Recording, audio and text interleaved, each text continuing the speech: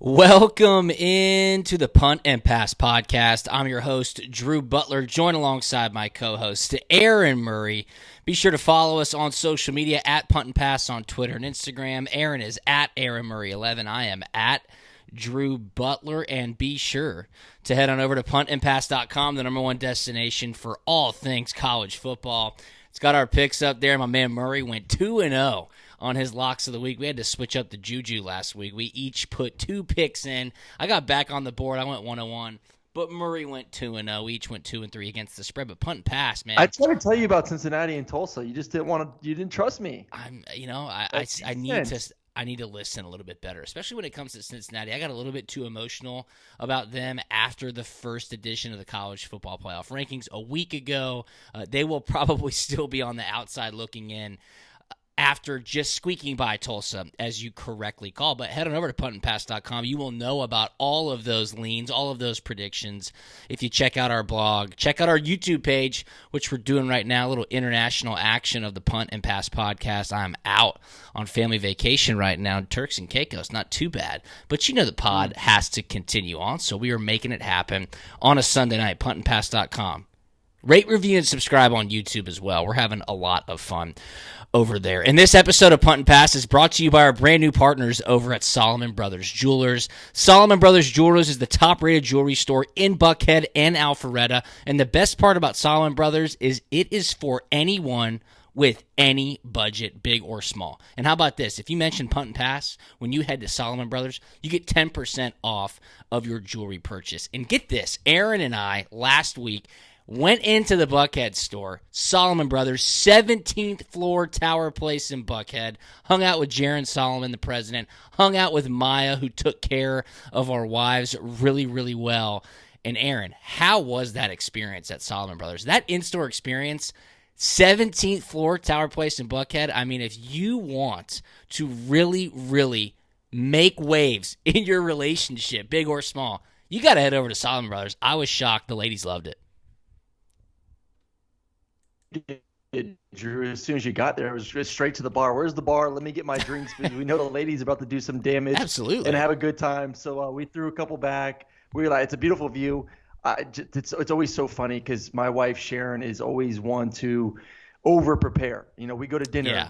She's looking at the menu like at noon, and it's already have what. Same thing last week. I was like, all right, you got a kind of idea, but we're. She goes, oh, I know. I've been on the website. I've seen it. I know what I want. I'm a woman on a mission. And shoot, she got there. She thought she knew what she wanted. And then she saw everything else that they had. And she's like, oh, maybe, in person. Maybe I want this. Maybe I want this. Maybe I want to check this out. And we just had an absolute blast. And she's just toting around her brand new bracelets. Yeah, it's not going to be the last time or the first time that we head over to Solomon Brothers. Regardless, they've got 2 locations, Buckhead and Alpharetta, the lowest prices on the highest quality jewelry and diamonds, guaranteed. They also offer interest-free financing options. And again, if you mention Punt and Pass, you get 10% off your jewelry purchase, which is absolutely awesome. So check them out at Solomon Brothers on Instagram, solomonbrothers.com. We had a fantastic time, so shout out to the crew over at Solomon Brothers. We're going to continue to be working with them, especially with some SEC championship activations coming up, Aaron. I know you're going to be busy on CBS. I'm fired up, man. The Dogs are looking really good, and the rest of the SEC, not so much. So let's start right there. Let's start right there with the SEC. Florida gets absolutely smoked by South Carolina. Rumors right now, they're taping this on a Sunday night. Rumors right now that Dan Mullen might be on his way out. I think that might be a little bit premature. Alabama struggling with LSU. Mississippi State taking it to the wire with Arkansas. Great game, Tennessee and Kentucky. Overall thoughts on the weekend, of course, Georgia taking care of business in a big way against Mizzou. I thought it was a great weekend. I thought the entertainment level was. And listen, I love, people want these top teams to just blow everyone out. Like, I like watching a 4-quarter game. Like, everyone wants, Alabama and Georgia and Cincinnati and Ohio State. Like, you must win by 3 or 4 touchdowns. Like, no, if I'm going to watch a game, I want to watch a good game. I want to watch a 4-quarter battle. So I just don't get why everyone's bitching and moaning about it. So I thought it overall was a great weekend of football. The Arkansas-Mississippi State game was phenomenal. Love the way the energy that LSU came out. I mean, they defensively. Yeah, you called that. Their hair was lit. They were bringing pressure. It seemed like every single play. Tennessee, Kentucky, both those quarterbacks were balling out. Tennessee, their first quarter had the ball for like 27 seconds and had 2 touchdowns, like 2 70-yarders. And then South Carolina with their third-string quarterback, guy who's never played FBS football, came in there and looked pretty darn good. And Florida is just – it's a mess. It's a dumpster fire. It is. It is. And Dan Mullen coming out there, I don't know if you saw it, he's coming out with the excuse of – and I mean, it could be true. I don't know if it's about the flu you game. Can qualify as excuse or not, but a bunch of the guys had the flu heading into the game. I thought the flu was dead. I thought the flu was no more. I thought we had moved past that, but you are correct. He did say like 20 to 30 guys legitimately had tested positive for the flu, including Emory Jones. No excuse for the performance that they put on. Why is Emory playing if he has the flu? I agree. He's like he got tested positive Saturday morning. Is he trying to pull an MJ? Go out there in the flu game for Florida? I have no idea, but a horrible look for Dan Mullen and the Florida Gators. I mean, obviously, Georgia boat raced them a week ago. They were looking to pick up the pieces, heading to a much lesser opponent, of course, with South Carolina. That's a big win for Shane Beamer at South Carolina in his first season at the helm. I mean, say what you want about the talent on the field or about just the rivalry in general, South Carolina and Florida. Huge win. Huge win. Well, they can make a bowl game now. Absolutely. They have a chance. They're one win away to making a bowl game. The rest of their season is Missouri, which is a very winnable game as we've seen Missouri play this year. I would take right now South Carolina on the road Sunday night is a 1.5-point favorite. South Carolina then plays Auburn at home. You know, we'll see what the hell happens to Auburn after what happened against Texas A&M. Oh, my God. We haven't even talked about that. And then they get Clemson at home. Yeah. Well, I mean, watch out. Finish the season. Watch out, dude. Clemson can't listen, score. This is a South Carolina team that may have 7 wins in his first year. Yeah.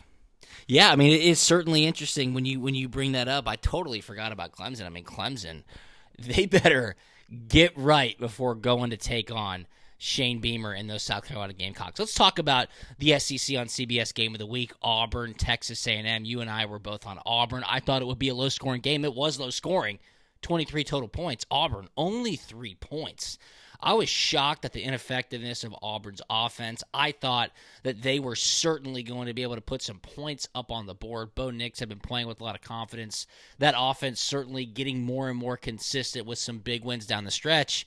They had the writing on the wall to set up the iron ball for the SEC West, and they dropped the ball this weekend in College Station. Are you leaning more into your boy Zach Calzada? No, Zach was awful too. It was the defense that won. I mean, the only good thing about Zach Calzada was, you know, the dude has some massive cojones. Yeah. You know, pops his shoulder out. How about that? I love the fact that they showed it, him getting his shoulder put back into place. I was like, this dude's a badass in that. He can't throw a football, but, you know, he's pretty tough. I mean, neither quarterback played well. I mean, Zach Calzada, a couple throws here or there. He didn't help. Weidemeyer had a few drops early on. That's a little bit concerning. I thought Auburn – in the first half looked pretty good, man. They were moving the football. They couldn't execute inside the 40-yard line.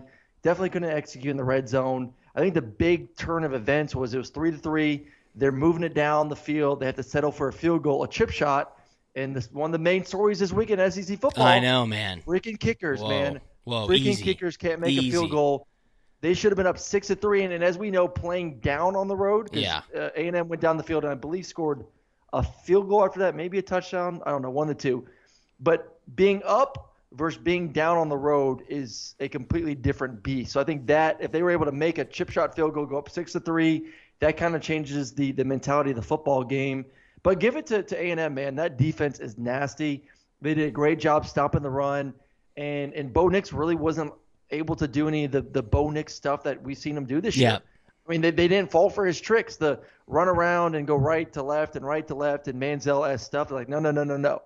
The only Manziel that we know was the guy that actually played on this field for the Aggies. You're not going to be Manziel today on this damn field, sir. So they held him in check. Just was not his best performance. Neither quarterback played well. It was a defensive struggle as we expected. It was a fight to who's not going to lose this or who's going to lose this game. It wasn't who can win this game. It was who's going to be the first team to F up and lose this game, and it was Auburn with the turnover. Bo gave it up, trying to roll to his left, fumbled it. They picked it up, scored a touchdown, and from there, you kind of knew it was over. No, you're totally right. It kind of like harkened back to the 2010, 2011 SEC on CBS games that you and I used to play in, where defense reigned supreme, and it was an ugly game. And Nestler and Danielson were certainly having fun with that. I thought it would just be more exciting. You mentioned that first missed field goal by Auburn. You're kind of like, uh-oh, are the wheels starting to fall off? Any points were huge in that matchup on Saturday, and credit to Texas A&M. Credit to Texas A&M. They took care of business at home. You've been saying it all season long, and I 100% agree with you. There is a true home field advantage in college football in 2021, and it played out this past weekend. That brings me to this question. Who is the class of the SEC West, Aaron? Is it still Alabama? Alabama obviously dropped it to Texas A&M a couple of weeks ago as a 19-point favorite on the road in College Station. Auburn, 3 big wins in a row. They just dropped it to Texas A&M this past weekend. Alabama struggles with LSU. Who's going to make it to Atlanta out of the SEC West? I mean, this is going to be a really interesting situation coming down to the finish line before that first weekend of December to take on Georgia. Well, it's a cluster right now because I think everyone kind of still is in control. Not A&M's not. Auburn is a little bit, because if Auburn wins the Iron Bowl, then it's a 2-way tie between those 3, and then A&M would get in because of the win against both those teams. Yeah. But I think A&M may have the tougher schedule on the way out. I mean, they got Ole Miss on the road this weekend. I kind of like Ole Miss in that matchup. That's where game day's going, on the road as well. Yeah. So tough matchup for those guys to finish the season off. Alabama is just so confusing to me.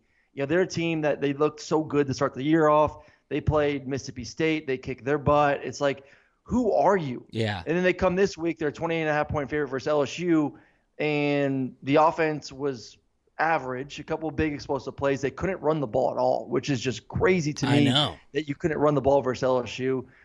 Defensively, look really good though. I mean, LSU, they couldn't buy a first down. Like, they could not get anyone open at all. I know a lot of fans were upset with Max Johnson, and he didn't have a great game, with a turnover. But if you go watch the coach's copy, there was no one open.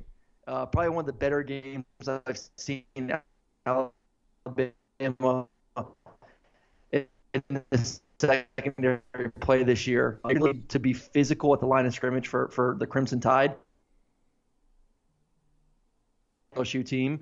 So I don't know, man. It's a crapshoot right now in the SEC West. It's kind of like, even Ole Miss is 3-2. I know in the conference. So I don't know how it's going to play out. I put my money on Alabama, obviously, at home in the Iron Bowl to win that game to finish the season off. Yeah, you'd have to think on the flip side, Georgia fans are licking their chops to get anybody in that SEC championship game, even if it is Alabama. They're like, yeah, let's play Alabama. Dude, they want A&M.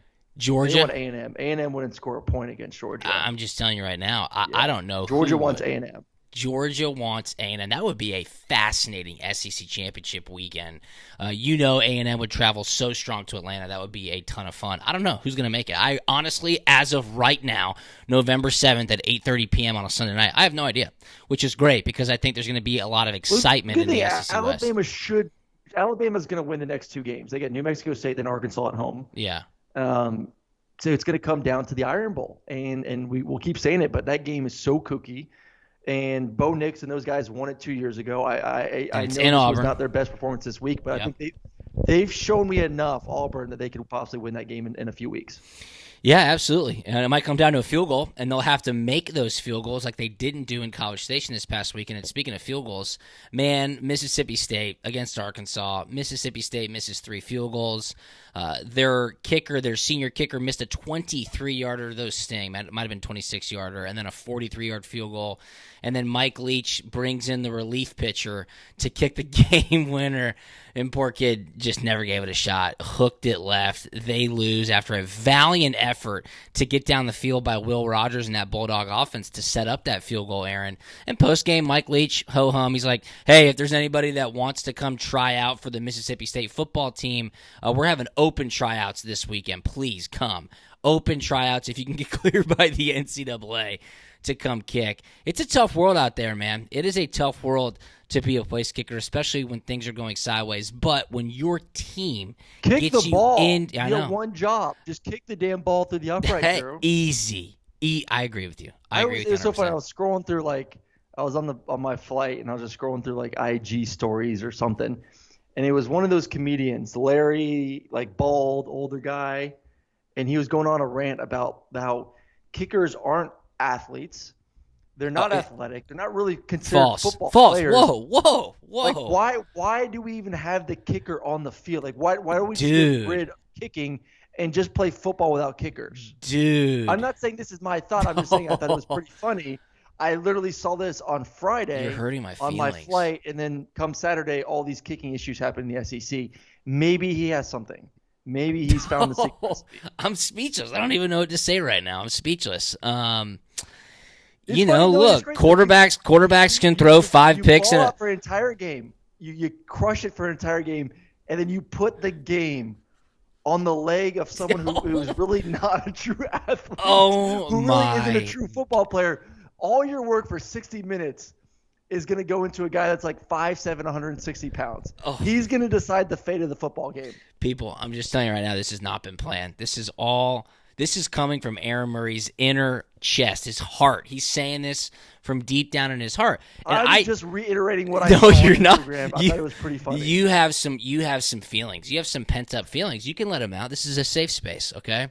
This is a safe space. Even though it's called Punt and Pass, and we always stress the importance of special teams, it's important to be honest on this podcast. So I appreciate what you're saying right here. It is understandable. I do get that. Before you cut me off and told us how you really feel, you said, hey, this is a situation where a team fights their ass off to just get back in contention, hopefully have a chance to make it to overtime or to perhaps win the game, and then the kicker goes out there and shanks it. That is a horrible feeling. I'll just tell you that right now. There is no worse feeling in the world. You know what else is a bad feeling? When quarterbacks turn the ball over 10 times in a football game. People fumble the football. You can't even get to a fourth down to punt and start to win the field position. Yes, I did. Their starting receiver was going ham on Sam Darnold reception. Just ripping him to shreds. Yeah, I mean, and that's the beauty of football. It is 11 men up, and of course, when the kicker misses it, he's going to get the finger pointed at him. It just sucks because you want to help your team out, and it seems like a growing issue among college kickers, Aaron. So I, for one, agree with you. We have to address this issue. We have to address it head on, and this epidemic of college kickers needs to be fixed. It needs to be turned around fast. Wow. Are you okay? Did you get that off your chest? Are we still friends? No, I feel good. Okay. Listen, kickers majority of my life, so got to give them some crap because they gave me plenty of crap. I still love them. Just not when they miss the winning field goal. Very well said. Very well said. I'm glad you feel good. I'm glad you still love them. You know who else feels good?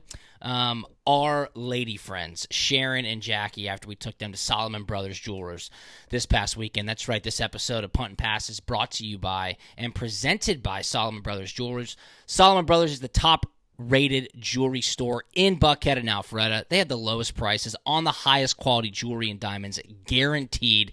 Solomon Brothers also offers interest-free financing options. They have custom jewelry designs, lifetime diamond upgrades, beautiful, I'm talking beautiful stores with amazing, impeccable service. We witnessed it firsthand a week ago in their Buckhead location, 17th floor Tower Place in Buckhead. Amazing views, fully stocked bar, TVs with sports on for the guys. The wives will be taken care of. Your girlfriends, your significant others, your partners will be taken care of the best way possible. Solomon Brothers has the biggest selection, the best quality, the lowest prices, and an in-store experience that is totally unmatched.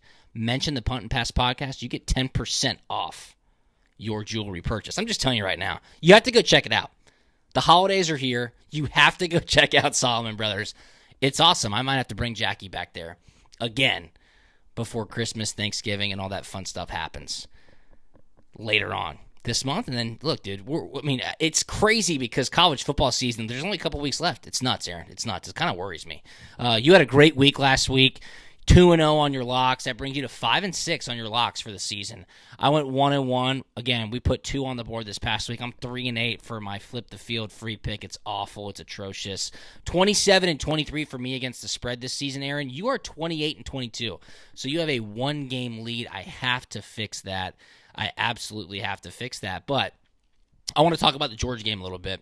Georgia takes care of Missouri 43-6. Missouri does not score a touchdown, 2 field goals. Connor Bazelak did not play, as you mentioned last week, Aaron. You did not expect him to play. Georgia does not cover the 38-point spread, but they do win by 37 points. An amazing goal line stand at the end of the game. Missouri gets down there on the 1-yard line. They run 4 plays at the 1-yard line. The game is so out of hand already, but the fans are on their feet. The defense is like going nuts, like it's to win the SEC East. I mean, that's just how these guys are playing right now. Well, they didn't want the game to be like what happened versus Kentucky. I know. They didn't want it to be like Kentucky, where Kentucky, teams, it's so funny. They cherish just one touchdown. Like, oh, my God, we scored a touchdown versus Georgia. Yeah. Even when it's completely garbage, the backups are in, there's 5 seconds to go on the clock in the fourth quarter, and it's like 4th and 1, and you're still trying to get in because I got a touchdown versus the vaunted Georgia defense. Yeah. And we can get on the bus and get on the plane and head home and feel good about ourselves. That just tells you how good this defense is. I know. That teams really care that much to do that at the end of the score game. a touchdown. Because a touchdown. Any other defense, any other team, the game's out of control. They're just going to run it, not call a timeout, get out of there, make sure they stay healthy, get on the bus, get on the plane, and go home. But because it's Georgia's defense and because they don't give up touchdowns, they feel like they got to make some statement and get on the board somehow in the end zone that they're willing to even do it. And I think it just looks a little bit silly, them trying to waste some energy there when the game is clearly out of hand. Yeah, I mean, it was clearly out of hand. I know it was a little bit of a sloppy start for Georgia. What's crazy, I was at the game this weekend. I hadn't been to a noon game in quite some time, Aaron. I mean, those things come at you quick. I woke up, granted, I got up early, 7 a.m., took Bridget and Kara to go get some donuts. I mean, I'm in the car at 9:30, a little bit of traffic getting up to Athens. Like, park the car, and you got to get into the stadium because kickoff's happening. I mean, those noon games are so early, so it's understandable how sometimes these teams, I know we're a bit more removed from it now, but it's understandable how these teams do have a slow start. It was a little bit cooler out. It was not a college game day top 10 game with Arkansas in town. You could feel, but I'll tell you this. I will tell you this, Aaron. I was shocked at how many people were in the stands at noon. Fully packed house at noon. Really cool atmosphere there as well as they honored Coach Mark Richt, our former head coach at Georgia. Close to 50 of his former team captains were there, Aaron. It was really, really awesome. They played an awesome video tribute. A couple of Braves were there as well. Blooper was there, the Braves mascot. Jock Peterson was there. I got to say what's up to Jock. Really cool for him. He must have taken 7 million pictures. 7 million pictures. This guy is the face of Atlanta. For good reason. He was super nice. He took pictures with everybody. I went up to him and I kind of icebreaker. Hey, Alex Wood, Kyle Farmer, a couple of our buddies. They came up through the Dodgers farm system with Jock. So he was like, oh, yeah, of course. I think that's how Jock got the invite or facilitated the Georgia game this weekend. Alex Wood and Kyle Farmer mentioned it to a couple of people in Georgia's administration. Of course, they're like, yeah, the dude just won the World Series. So he came up. I was like, how has it been? I go, this is the day after the parade, right? Saturday. I go, did you take it pretty deep last night? He was like, yeah, obviously. Probably for 4 straight days. And I said, look, I know you've taken 1 million pictures today, but you're about to take one more. And I had to get a picture with him. I mean, the guy's a stud. So really cool to see him. Won back-to-back World Series, won it last year with the Dodgers, right? And then won it this year, obviously, with the Braves. So I'm happy that it was a packed house for our boy, Coach Rick. Yeah, that was awesome. I heard it was – I wish I was there, had to work. But I heard it was really special. I had tons of people hit me up about it, saying it was extremely well done. Yeah, very well emotional represented too. by former lettermen and captains of the team. So he deserves it, and it was a great victory. Stetson looked good. It was good to see JT out there, but I think the fact that JT's healthy and Stetson still started tells you everything you need to know about what's going to happen the rest of the season. Okay, so let's talk about that a little bit because people are already saying, well, Stetson wasn't the best start. He did put up pretty good statistics. JT did get in the game later on. Is Kirby going to play both of them moving forward? Look at the schedule. Tennessee this upcoming weekend, 3:30 game in Knoxville. I think the high is like 45 degrees. Tennessee's offense, electric might be a little bit of an over-exaggeration, but Hendon Hooker can push the ball down the field. Josh Heupel is scheming up some pretty good stuff. Georgia has yet to been challenged by a true passing attack. I'm not saying hold your horses, but let's look at the spread. We're going to talk about it on Thursday on Punt and Pass. I'm just saying this. If, for some reason, Georgia starts slow, Stetson turns the ball over. Maybe they fumble the ball. Maybe it's not Stetson's fault at all. But maybe Georgia is just off to a slow start. Tennessee somehow puts some points on the board. Is there any hesitation to throw JT in the game if there's some sort of urgency needed on Saturday? Well, for how good Tennessee's offense was, I hope you watched how bad their defense is. They have no their depth. Defense was on the field. Their defense was on the field for over 100 plays. Yeah. Versus Kentucky. School record for Kentucky, I think. Absolutely worn out. They're going to be dead. So I don't anticipate any resistance for Georgia's offense just to be able to hand the ball off and just run right down their damn throat the entire football game. Listen, it's crazy. And we'll get into more depth on Thursday. But this is going to be the most anticipated, possibly toughest game this season for Georgia. I know. Who the hell would have thought that would have been the game? Of all the games that Georgia faces, Clemson, obviously that was a tough one to start the year off. But in the SEC, high expectations for Missouri, year 2 under Eli. Obviously that didn't come out at all. Florida as always. Really the West has been. Arkansas was a good team, but Auburn. they just mopped them up. That was ended up not being very competitive at all. This is possibly going to be Georgia's toughest opponent this entire year. Yeah.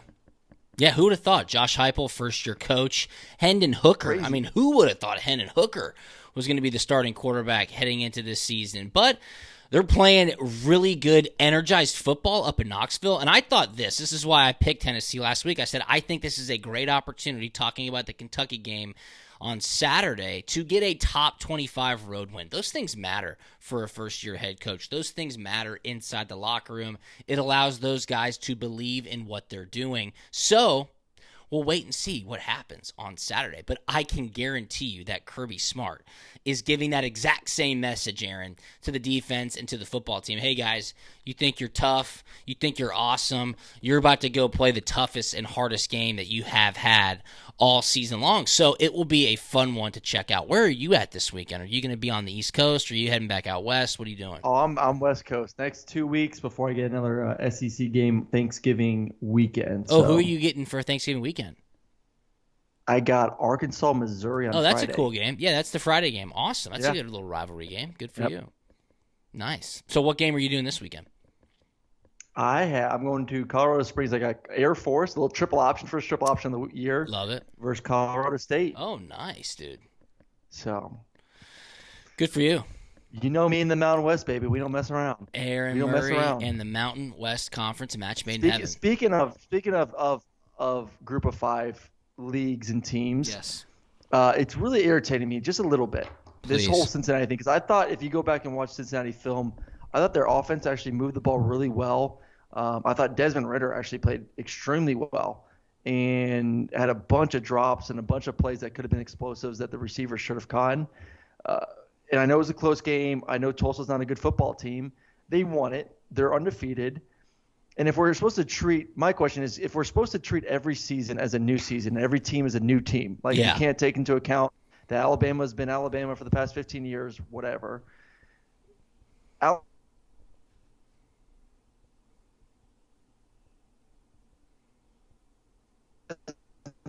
Not done anything like that since Alabama and did nothing like that before Alabama. Then Alabama almost loses to LSU at home, a very bad LSU team that they were favored by 20.5 points. But we don't say anything about Alabama. Of course but not. Cincinnati loses a squeaker to Tulsa. Yeah. And they're undefeated. Oh, they can't be that good because they barely beat Tulsa. Alabama lost to an offense that couldn't do anything in A&M. Yeah. And almost lost to LSU. But it's okay because they're Alabama. Like why I get it. obviously. Yeah. But if we're supposed to treat every season new and every team new, then that shouldn't be the case. No, I agree. I 100% agree, and you and I both know it's because it's Alabama. One, they get the benefit of the doubt. Two, they are coached by Lord Saban. Three, anybody in the media is terrified to say anything bad about the Crimson Tide. But to that point, Aaron, if you put Alabama and Cincinnati on the same field next week, it would probably be Alabama 17.5-point favorite, right? It would not be close in the eyes of Las Vegas at a neutral site. So I think that's where that they're coming from. I don't trust anybody on the committee. I think that's been pretty well documented. I'm really interested to see what happens with the rankings after Tuesday night. Michigan State goes down. They were ranked number 3. Ohio State, I called that. I thought that would be a close game. 26-17 over Nebraska. Really, it's coming down to who's going to come out of the SEC West, who's legit in the Big Ten. Will Oregon come out of the Pac-12 to somehow make it into the college football playoff? And is there any way possible Cincinnati can get in? Certainly there is. It'll be fun to watch. It will be fun to watch. And I can't believe that we're already starting to prognosticate about who the Final Four in the college football playoff are going to be, because it's that time of year. Thanksgiving, just a couple weeks away, my man. Just a couple weeks away. Another great weekend of college football action. Aaron, anything else before I let you go, brother? No, I'm interested to see, obviously, this weekend with Michigan State looked horrendous on defense. Purdue with the big upset. Really, Michigan State just they can't stop the pass. I mean, Yeah. McNamara 2 weeks ago, Michigan is a Michigan team that hasn't passed the ball season. Had his best game of his year. And then you look forward to this past game, they just went up and down the field, just throwing it all over the place. Michigan State loses. It really was. Yeah, totally agree. You kind of broke up there. Sorry, this is my fault. A little bit of choppy audio on this pod. It's my fault. All good, though. All good. It's going to be an exciting weekend for sure, especially in the SEC, and we'll have that all covered right here on Punt and Pass. That'll do it for this episode of Punt and Pass. Be sure to follow us on social media. Let us know if you just couldn't even bear this episode. I don't think it was that bad, though. At Punt and Pass on Twitter and Instagram. I'm at Drew Butler.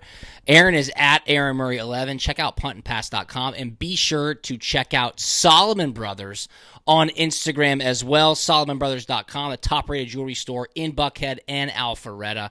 Solomon Brothers has the biggest selection, the best quality, the lowest prices, and the best in-store experience you will ever have. It is totally unmatched. They have the lowest prices on the highest quality jewelry and diamonds, guaranteed. They also offer interest-free financing options. Solomon Brothers is for anyone with any budget. Be sure to mention Punt and Pass, and you get 10% off your jewelry purchase. Aaron and I were with Sharon and Jackie there last week in Buckhead, and we had the best time. It was awesome. SolomonBrothers.com. Solomon Brothers on Instagram. Tell them Drew and Aaron sent you. All right, for Aaron, I'm Drew. We'll talk to you on Thursday. See you.